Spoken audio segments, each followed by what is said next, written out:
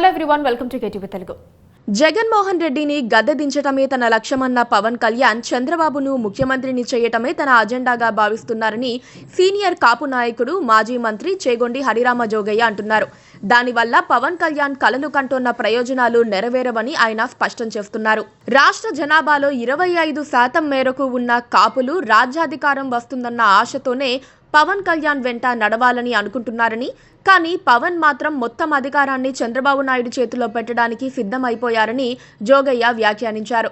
TDP Janasena కూటమి అధికారంలోకి వస్తే 2.5 ఏళ్ల పాటు ముఖ్యమంత్రి పదవిని పవన్ కళ్యాణ్ కు ఇస్తామని చంద్రబాబు నాయుడు చేత చెప్పించాలంటున్నారు జోగయ్య. అలాంటి జాగ్రత్తలు తీసుకోకపోతే ఏది వర్కౌట్ కాదని ఆయన హెచ్చరిస్తున్నారు. జనసేనకు నైతికంగా మద్దతిస్తోన్న చేగొండి హరిరామ జోగయ్య కొద్ది రోజుల క్రితమే పవన్ తో భేటీ అయ్యారు. అప్పట్లోనే వచ్చే ఎన్నికల్లో జనసేన పార్టీ కనీసం 60 స్థానాల్లో పోటీ చేయాలని ఆయన సూచించారు. దానికి స్పందనగా పవన్ కనీసం 50 స్థానాలు తగ్గకుండా చూసుకుంటామని మాటిచ్చారని జోగయ్య మీడియా సాక్షిగా వివరించారు. తాజాగా చంద్రబాబు నాయుడు, పవన్ కళ్యాణ్లు సుదీర్ఘంగా భేటీ కావడంతో రకరకాల ఊహాగానాలు వెలుగులోకి వచ్చాయి.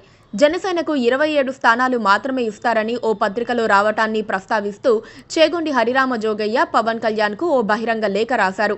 అందులో చాలా ఘాటు వ్యాఖ్యలు చేశారు జోగయ్య. ఎల్లో మీడియా పనిగట్టుకుని జనసేనకు 27 స్థానాలే ఇస్తారని వార్త రాయటాన్ని ఆయన తప్పుపట్టారు. ఎట్టి పరిస్థితుల్లోనూ 50 సీట్లకు తక్కువ కాకుండా జనసేన సీట్లు సంపాదించుకోవాలన్నారాయన.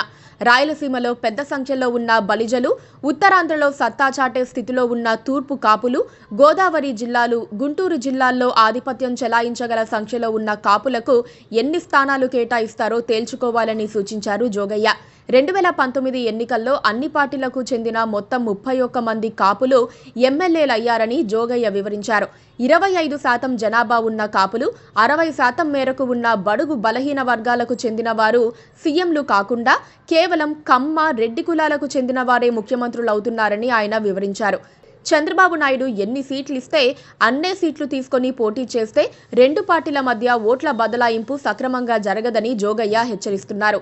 అప్పుడు మొదటికే మోసం వస్తుందని ఆయన అంటున్నారు. పవన్ కళ్యాణ్ ఈ విషయంలో చాలా జాగ్రత్త పడాలని ఆయన సూచిస్తున్నారు.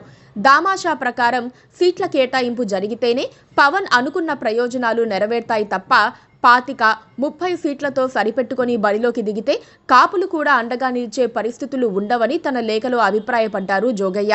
వైఎస్ఆర్ కాంగ్రెస్ పార్టీని అధికారంలోకి రానియకుండా చేయటం అంటే బేషరతుగా తెలుగుదేశం పార్టీకి అధికారం కట్టబెట్టమని కాదంటున్నారు Jogayya.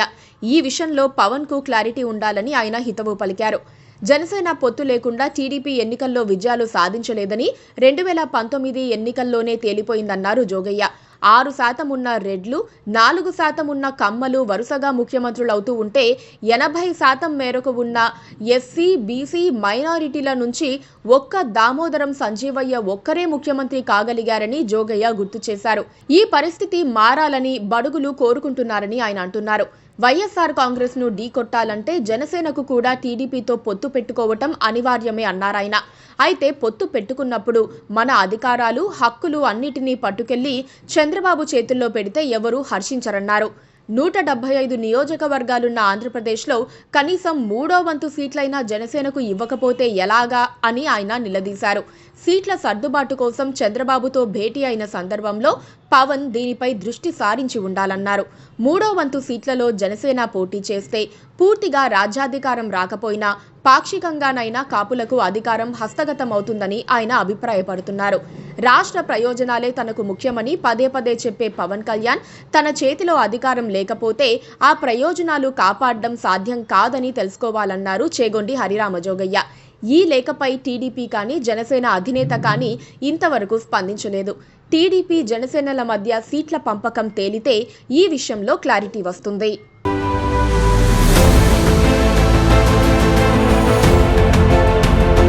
Please subscribe to KTV Telugu. KTV Telugu. KTV Telugu channel.